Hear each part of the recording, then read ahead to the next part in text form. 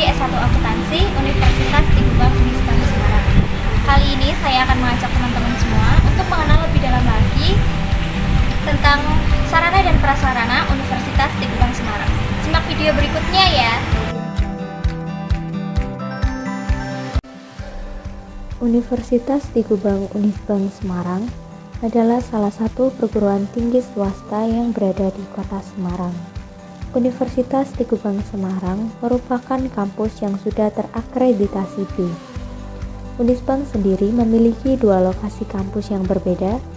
Kampus yang pertama adalah Kampus Mugas yang berada di Jalan Tri Lombajuang nomor 1 Kota Semarang. Dan kampus yang kedua berada di Kendeng di Jalan Kendeng 5, Bendanisor, Kota Semarang. Universitas Tigubang memiliki 4 fakultas, yaitu Fakultas Ekonomika dan Bisnis, terbagi menjadi 4 program studi, yaitu S1 Akuntansi, S1 Manajemen, S2 Manajemen, serta Pendidikan Profesi Akuntansi.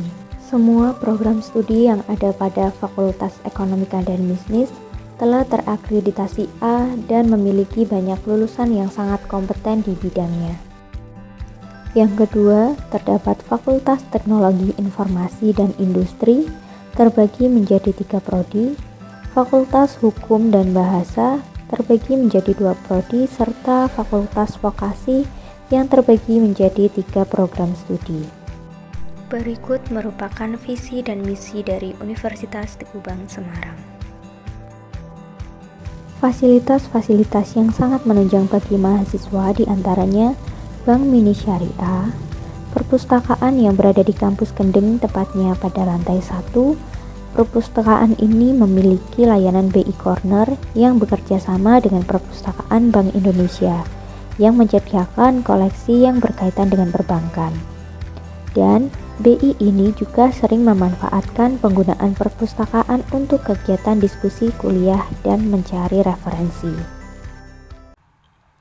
Oke, itu tadi profil singkat dari Universitas Tigubang Semarang.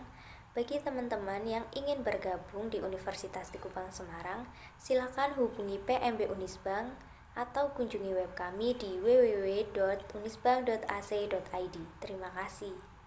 Sebelumnya, saya akan memperkenalkan diri kembali. Nama saya Amelia Putri Cahyani, NIM 1905520012, kelas Akuntansi A1, mata kuliah Pengauditan 2, dengan dosen pengampu Bapak Arif Himawan Dwi Nugroho, SE, AK, MM, CA, CPA. Pada kesempatan kali ini, saya akan memberikan video edukasi mengenai Standar Audit atau SA 560 tentang peristiwa kemudian dan SA 570 mengenai kelangsungan usaha. Untuk materi pertama yang akan kita bahas yaitu SA 560 mengenai peristiwa kemudian. Nah, berikutnya kita masuk pada pembahasan. Di sini terdapat 5 subbab. Yang pertama, pendahuluan, tujuan, definisi, ketentuan, serta materi penerapan dan penjelasan lainnya. Baiklah, kita masuk pada pendahuluan. Yang pertama, di sini ada standar audit atau SA ini berhubungan dengan tanggung jawab auditor yang berkaitan dengan peristiwa kemudian dalam suatu audit atas laporan keuangan. Ketika laporan keuangan auditan dimasukkan dalam dokumen lain setelah penerbitan laporan keuangan, auditor mungkin memiliki tanggung jawab tambahan yang berhubungan dengan peristiwa kemudian yang diperlukan dan dipertimbangkan oleh auditor, seperti ketentuan peraturan perundang-undangan yang melibatkan penawaran atas sekuritas untuk publik dalam yurisdiksi tempat ditawarkannya sekuritas tersebut. Contohnya, auditor mungkin diharuskan untuk melakukan prosedur audit tambahan sampai pada tanggal dokumen penawaran terakhir. Berikutnya, peristiwa kemudian. Laporan keuangan mungkin dipengaruhi oleh peristiwa yang terjadi setelah tanggal laporan keuangan. Banyak kerangka pelaporan keuangan secara khusus merujuk pada peristiwa tersebut. Satu kerangka pelaporan keuangan tersebut biasanya mengidentifikasi dua jenis peristiwa. Yang pertama, peristiwa yang menyediakan bukti tentang kondisi yang ada pada tanggal pelaporan keuangan. Yang kedua, peristiwa yang menyediakan bukti tentang kondisi yang terjadi setelah tanggal laporan keuangan. SA 570 menjelaskan bahwa tanggal laporan keuangan auditor menginformasikan kepada pembaca bahwa auditor telah mempertimbangkan pengaruh atas peristiwa dan transaksi yang diketahui oleh auditor dan yang terjadi sampai pada tanggal tersebut. Berikutnya tanggal efektif. SA ini berlaku efektif untuk audit atas laporan keuangan untuk periode yang dimulai pada atau setelah tanggal 1 Januari 2013 untuk emiten dan tanggal 1 Januari 2014 untuk entitas lain emiten.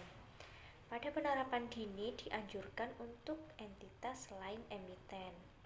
Oke, sekarang kita masuk pada subbab yang kedua, yaitu tujuan.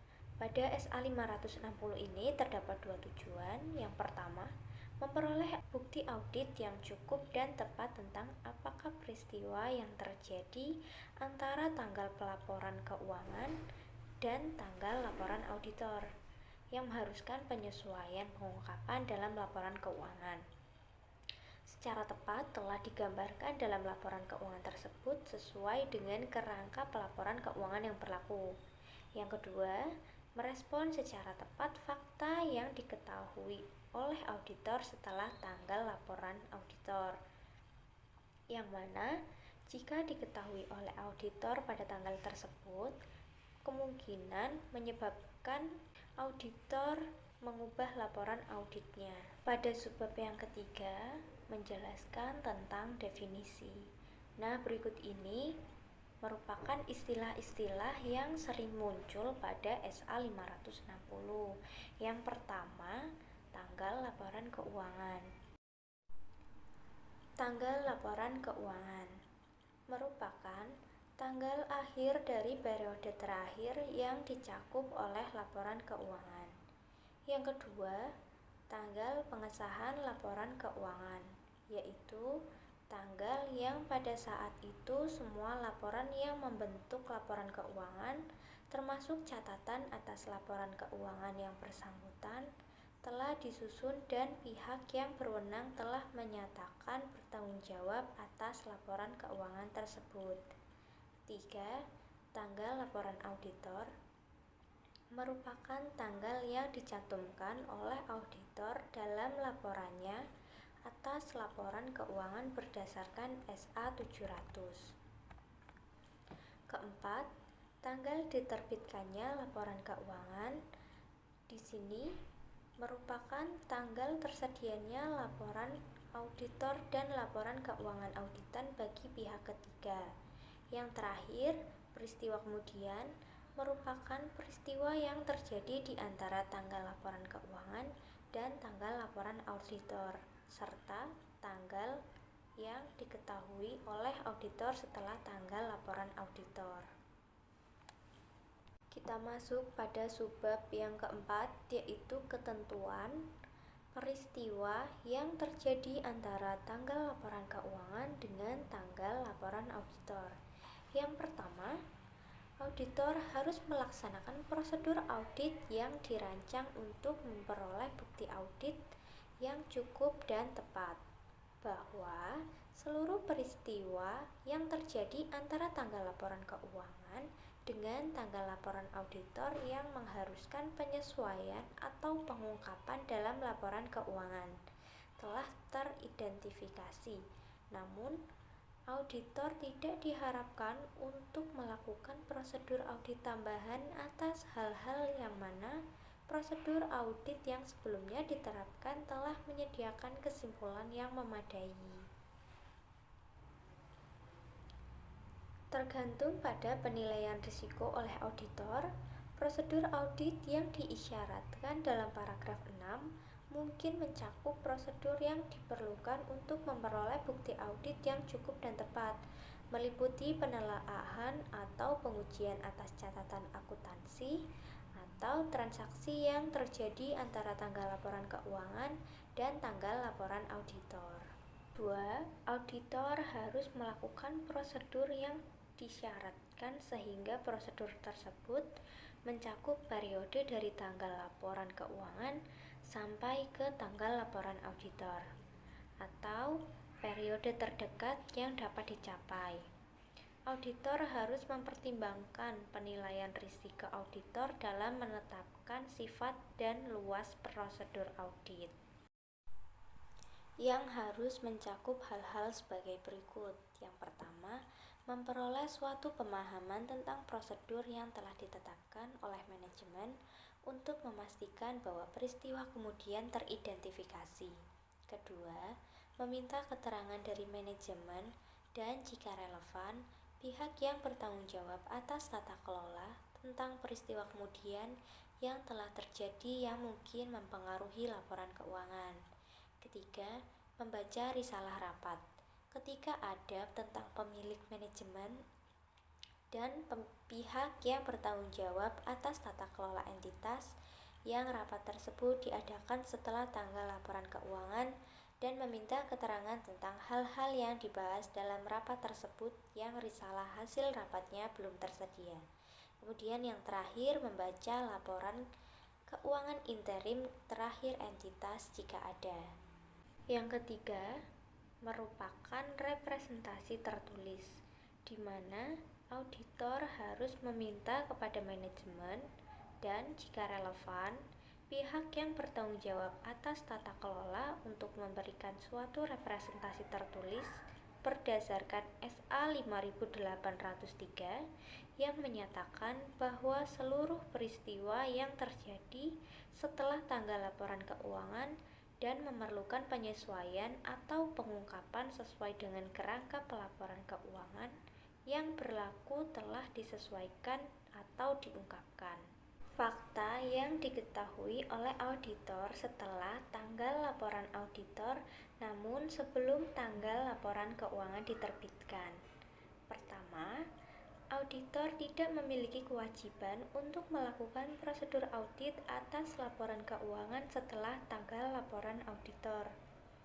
Namun, jika setelah tanggal laporan auditor, tetapi sebelum tanggal laporan keuangan diterbitkan, suatu fakta ditemukan oleh auditor yang mungkin menyebabkan auditor mengubah laporan auditnya jika fakta tersebut telah diketahui oleh auditor pada tanggal laporan auditor. Seperti yang dijelaskan dalam SA 210, syarat dalam perikatan audit mencakup persetujuan manajemen untuk memberitahu auditor atas fakta-fakta yang mungkin memengaruhi laporan keuangan, yang mungkin diketahui oleh manajemen selama periode dari tanggal laporan auditor sampai dengan tanggal laporan keuangan diterbitkan. Membahas hal tersebut dengan manajemen dan jika relevan dengan pihak yang bertanggung jawab atas tata kelola. Kemudian menentukan apakah laporan keuangan tersebut memerlukan perubahan dan jika demikian, meminta keterangan bagaimana manajemen akan memperlakukan hal tersebut dalam laporan keuangan. 2. Jika manajemen mengubah laporan keuangan, maka auditor harus melaksanakan prosedur audit yang diperlukan dalam kondisi atas perubahan tersebut. 3. Bila mana peraturan perundang-undangan atau kerangka pelaporan keuangan tidak melarang manajemen untuk membatasi perubahan atas laporan keuangan yang disebabkan oleh pengaruh peristiwa kemudian atau peristiwa yang menyebabkan perubahan dan pihak yang bertanggung jawab untuk menyetujui laporan keuangan tidak dilarang untuk membatasi persetujuan terhadap perubahan yang bersangkutan, maka auditor diizinkan untuk membatasi prosedur audit atas peristiwa kemudian yang disyaratkan. Dalam kasus seperti ini, auditor harus mengubah laporan auditor dengan memasukkan suatu tanggal tambahan yang dibatasi sampai dengan perubahan tersebut. Hal ini menunjukkan bahwa prosedur auditor untuk peristiwa kemudian hanya dibatasi pada perubahan atas laporan keuangan yang digambarkan dalam catatan atas laporan keuangan yang relevan. Menyajikan suatu laporan auditor baru atau laporan auditor yang diubah meliputi suatu pernyataan dalam suatu paragraf penekanan suatu hal atau paragraf hal lain yang menyampaikan bahwa prosedur audit atas peristiwa kemudian hanya terbatas untuk perubahan pada laporan keuangan seperti yang dijelaskan dalam catatan atas laporan keuangan yang relevan. Yang terakhir, dalam beberapa yurisdiksi, manajemen mungkin tidak disyaratkan oleh peraturan perundang-undangan atau kerangka pelaporan keuangan untuk menerbitkan laporan keuangan yang diubah, dan oleh karena itu, auditor tidak diperlukan menyediakan suatu laporan auditor yang berubah atau yang baru. Namun, jika manajemen tidak mengubah laporan keuangan dalam kondisi yang auditor yakin bahwa laporan keuangan tersebut perlu diubah, maka jika laporan auditor belum diserahkan kepada entitas, auditor harus mengubah opininya seperti yang disyaratkan dalam SA 705 dan kemudian menyerahkan laporan auditor tersebut. Jika laporan auditor telah diserahkan kepada entitas, auditor harus memberitahu manajemen dan kecuali jika semua pihak yang bertanggung jawab atas tata kelola terlibat dalam pengelolaan entitas. Pihak yang bertanggung jawab atas tata kelola entitas agar tidak menerbitkan laporan yang bertanggung jawab kepada pihak ketiga sebelum perubahan yang diperlukan. Jika laporan keuangan diterbitkan kemudian tanpa memasukkan perubahan yang diperlukan, auditor harus mengambil tindakan yang tepat untuk mencegah pengguna meletakkan kepercayaan terhadap laporan auditor tersebut. Fakta yang diketahui oleh auditor setelah laporan keuangan diterbitkan. Di sini terdapat beberapa sub. Yang pertama, setelah laporan keuangan diterbitkan, auditor tidak memiliki kewajiban untuk melakukan prosedur audit atas laporan keuangan tersebut. Namun, jika setelah laporan keuangan diterbitkan, suatu fakta diketahui oleh auditor, yang jika fakta tersebut diketahui oleh auditor pada tanggal laporan auditor, mungkin dapat menyebabkan auditor mengubah laporan auditnya. Maka auditor harus melakukan hal-hal sebagai berikut. Yang pertama, membahas hal tersebut dengan manajemen dan jika relevan dengan pihak yang bertanggung jawab atas tata kelola. Kedua, menentukan apakah laporan keuangan memerlukan perubahan atau tidak. Yang ketiga, meminta keterangan bagaimana manajemen bermaksud untuk menyelesaikan hal tersebut dalam laporan keuangan. Kedua, jika manajemen mengubah laporan keuangan, maka auditor harus melaksanakan prosedur audit yang diperlukan dalam kondisi atas perubahan tersebut, menelaah tahap-tahap yang dilakukan oleh manajemen untuk memastikan bahwa setiap pihak yang menerima laporan keuangan yang diterbitkan sebelumnya bersamaan dengan laporan auditor. 3. Auditor harus memasukkan dalam laporan auditor baru atau yang diubah suatu paragraf penekanan atas suatu hal atau paragraf hal lain-lain dengan berpedoman pada suatu catatan atas laporan keuangan yang lebih intensif membahas alasan perubahan atas laporan keuangan yang diterbitkan sebelumnya dan laporan yang diserahkan sebelum oleh auditor. Terakhir, jika manajemen tidak mengambil langkah-langkah yang diperlukan untuk memastikan bahwa setiap pihak yang menerima laporan keuangan yang diterbitkan sebelumnya sudah diberitahu tentang situasi tersebut dan tidak mengubah laporan keuangan dalam kondisi yang auditor yakin bahwa laporan keuangan tersebut perlu diubah. serta auditor harus memberitahu manajemen dan kecuali jika semua pihak yang bertanggung jawab atas tata kelola terlibat dalam pengelolaan entitas, pihak yang bertanggung jawab atas tata kelola bahwa auditor akan berusaha untuk mencegah pengguna meletakkan kepercayaan masa depan terhadap laporan auditor tersebut. Jika meskipun dengan pemberitahuan tersebut, manajemen atau pihak yang bertanggung jawab atas tata kelola tidak mengambil langkah-langkah yang diperlukan tersebut, auditor harus mengambil tindakan yang tepat untuk mencegah pengguna meletakkan kepercayaan terhadap laporan auditor. Untuk materi yang kedua yaitu SA 570 tentang kelangsungan usaha.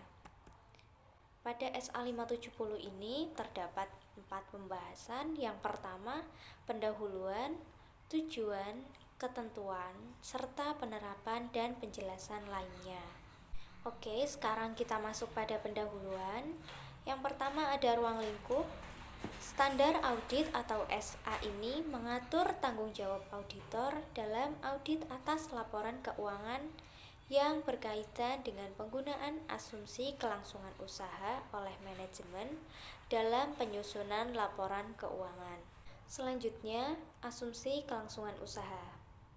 Berdasarkan asumsi kelangsungan usaha, suatu entitas dipandang bertahan dalam bisnis untuk masa depan yang dapat diprediksi.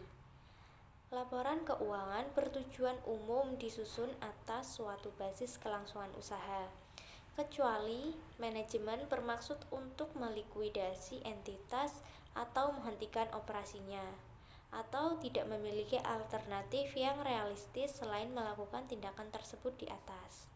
Laporan keuangan bertujuan khusus yang dapat atau belum tentu disusun sesuai dengan suatu kerangka pelaporan keuangan yang relevan dengan basis kelangsungan usaha. Penggunaan asumsi kelangsungan usaha oleh manajemen juga relevan bagi entitas sektor publik. Sebagai contoh, Standar Akuntansi Sektor Publik 1 atau SASP mengatur isu tentang kemampuan entitas sektor publik untuk mempertahankan kelangsungan usahanya. Risiko kelangsungan usaha dapat timbul, tetapi tidak terbatas pada situasi yang di dalamnya entitas sektor publik beroperasi atas basis mencari keuntungan, yang dukungan pemerintah mungkin dikurangi atau ditarik, atau dalam hal privatisasi. Peristiwa atau kondisi dapat menyebabkan keraguan signifikan atas kemampuan suatu entitas untuk mempertahankan kelangsungan usahanya dalam sektor publik dan mencakup situasi yang di dalamnya entitas sektor publik mengalami kekurangan pendanaan untuk melanjutkan eksistensinya, atau ketika keputusan kebijakan dibuat dan memengaruhi layanan yang disediakan oleh entitas sektor publik tersebut. Tanggung jawab penilaian atas kemampuan entitas untuk mempertahankan kelangsungan usahanya. Beberapa kerangka pelaporan keuangan mengandung satu ketentuan eksplisit bagi manajemen untuk membuat suatu penilaian spesifik atas kemampuan entitas untuk mempertahankan kelangsungan usahanya, serta standar tentang hal-hal yang dipertimbangkan dan pengungkapan yang akan dibuat dalam hubungan dengan kelangsungan usaha. Berikutnya, dalam kerangka pelaporan keuangan ini, kemungkinan tidak terdapat ketentuan eksplisit bagi manajemen untuk membuat suatu penilaian spesifik tentang kemampuan entitas dalam mempertahankan kelangsungan usahanya. Penilaian manajemen atas kemampuan entitas untuk mempertahankan kelangsungan usahanya melibatkan suatu pertimbangan pada suatu waktu tertentu tentang hasil peristiwa atau kondisi masa depan yang tidak pasti secara inheren.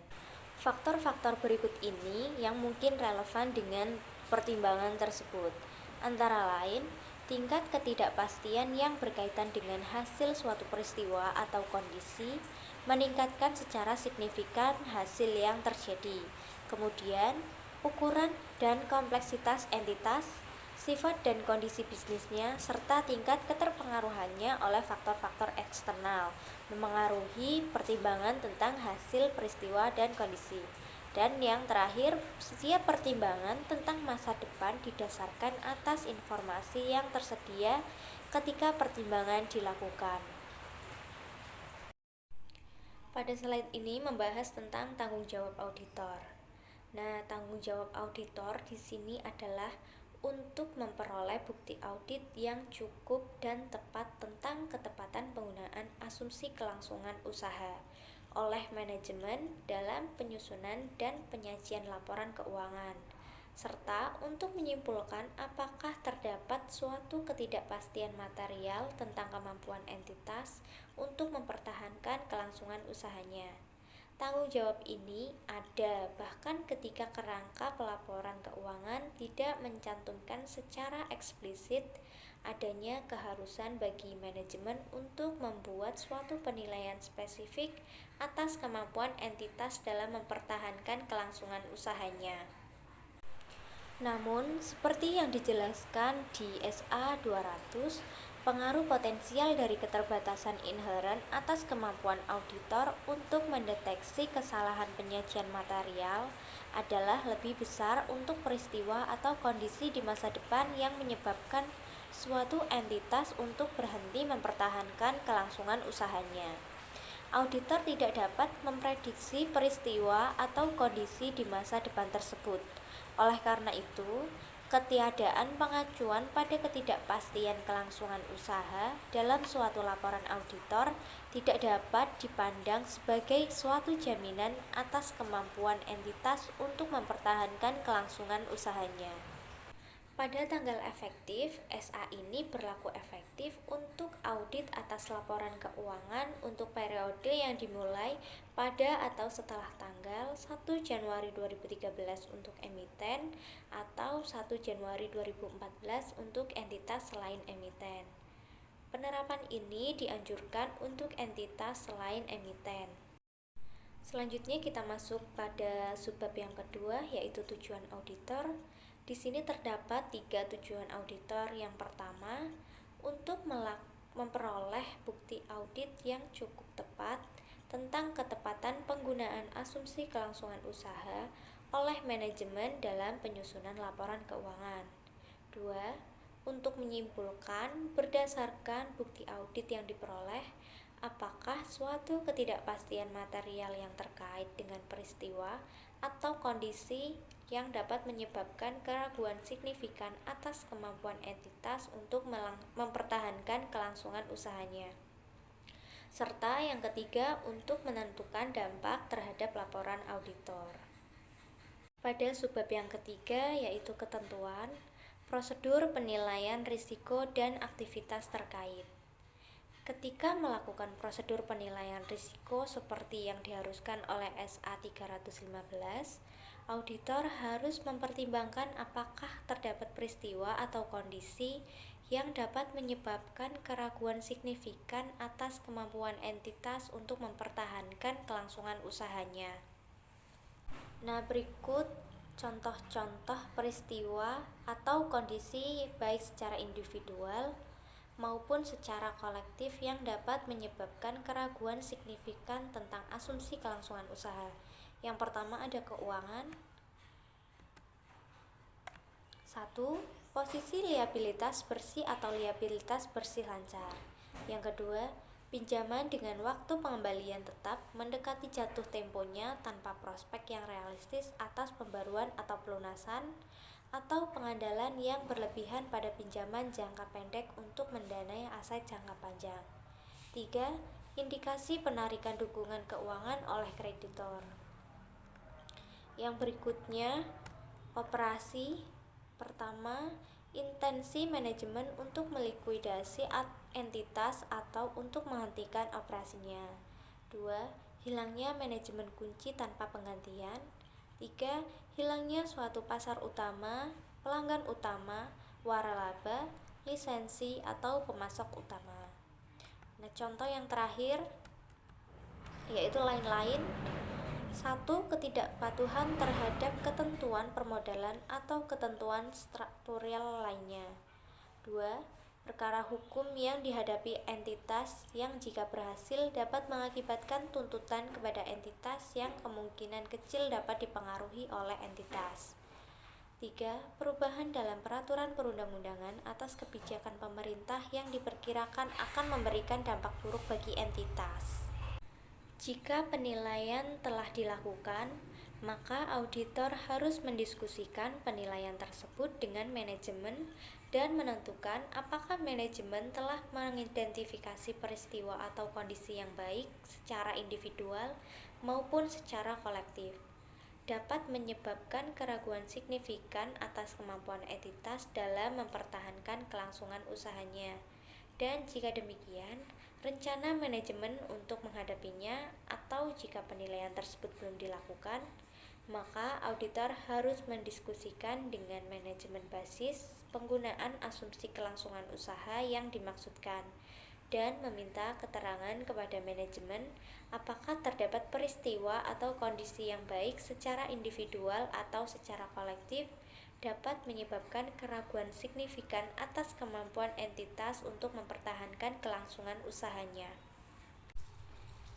Kemudian, auditor harus tetap waspada selama audit terhadap bukti audit atas peristiwa atau kondisi yang dapat menyebabkan keraguan signifikan atas laporan keuangan entitas untuk mempertahankan kelangsungan usahanya. Pada SA 315 mengharuskan auditor untuk merevisi penilaian risiko auditor dan oleh karena itu memodifikasi prosedur audit lebih lanjut ketika bukti audit tambahan diperoleh selama pelaksanaan audit yang memengaruhi penilaian risiko auditor. Pengevaluasian atas penilaian manajemen. Auditor harus mengevaluasi penilaian manajemen atas kemampuan entitas untuk mempertahankan kelangsungan usahanya. Dalam mengevaluasi penilaian manajemen atas kemampuan entitas untuk mempertahankan kelangsungan usahanya, auditor harus mencakup periode yang sama seperti yang digunakan oleh manajemen untuk membuat penilaian seperti yang diisyaratkan oleh kerangka pelaporan keuangan yang berlaku, oleh peraturan perundang-undangan jika periode yang mencakup merupakan suatu periode yang lebih lama. Jika penilaian manajemen atas kemampuan entitas untuk mempertahankan kelangsungan usahanya mencakup suatu periode yang kurang dari 12 bulan, dari tanggal laporan keuangan sebagaimana yang didefinisikan dalam SA 560, maka auditor harus meminta manajemen untuk memperluas periode penilaian menjadi sekurang-kurangnya 12 bulan dari tanggal tersebut.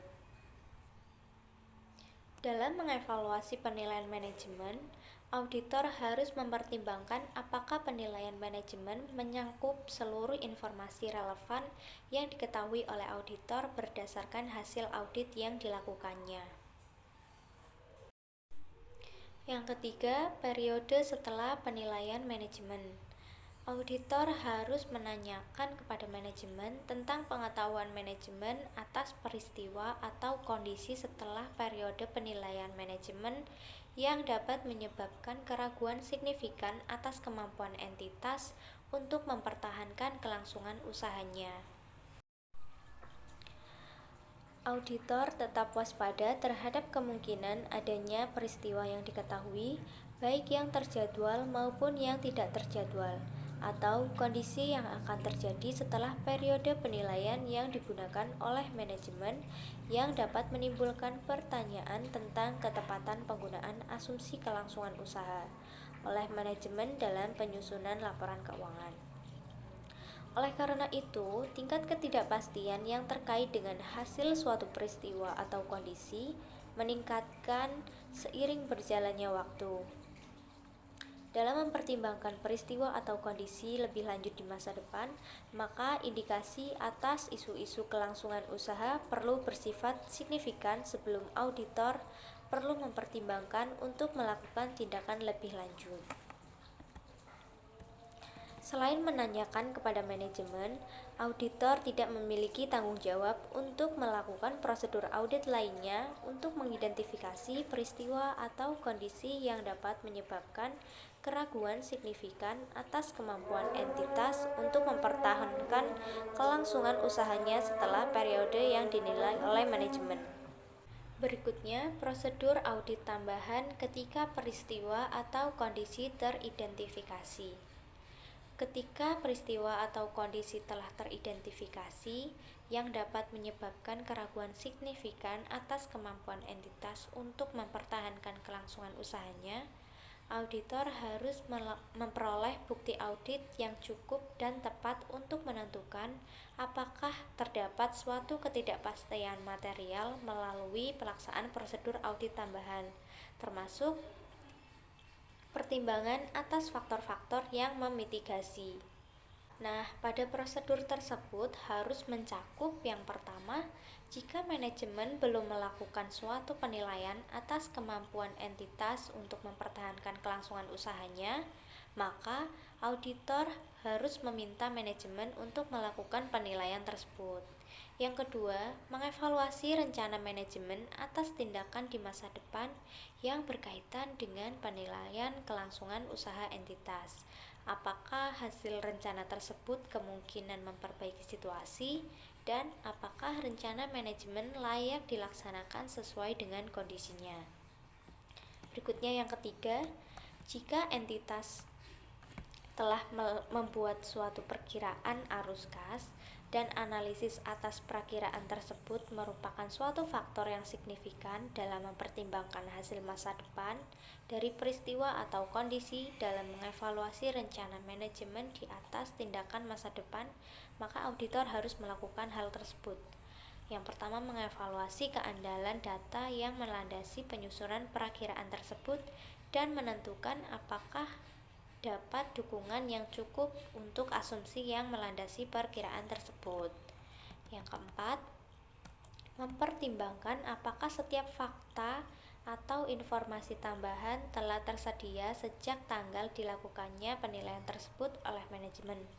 5. Atau yang terakhir, meminta representasi tertulis dari manajemen dan jika relevan, pihak yang bertanggung jawab atas tata kelola tentang rencana mereka untuk tindakan di masa depan dan kelayakan rencana tersebut. Berikutnya, kesimpulan audit dan pelaporan. Berdasarkan bukti audit yang diperoleh, auditor harus menyimpulkan apakah menurut pertimbangan auditor terdapat suatu ketidakpastian material yang terkait dengan peristiwa atau kondisi yang baik secara individual maupun kolektif dapat menyebabkan keraguan signifikan atas kemampuan entitas dalam mempertahankan kelangsungan usahanya.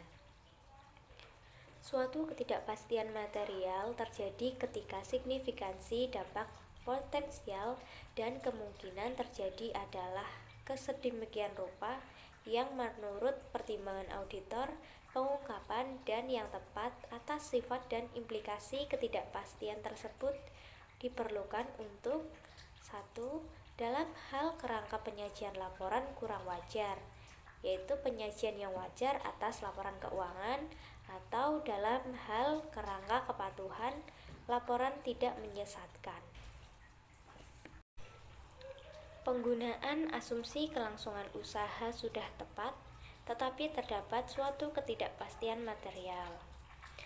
Jika auditor menyimpulkan bahwa penggunaan asumsi kelangsungan usaha sudah tepat sesuai dengan kondisinya, tetapi terdapat suatu ketidakpastian material, maka auditor harus menentukan laporan keuangan menjelaskan secara memadai peristiwa atau kondisi utama yang dapat menyebabkan keraguan signifikan atas kemampuan entitas untuk mempertahankan kelangsungan usahanya dan rencana manajemen untuk menggapai peristiwa atau kondisi tersebut.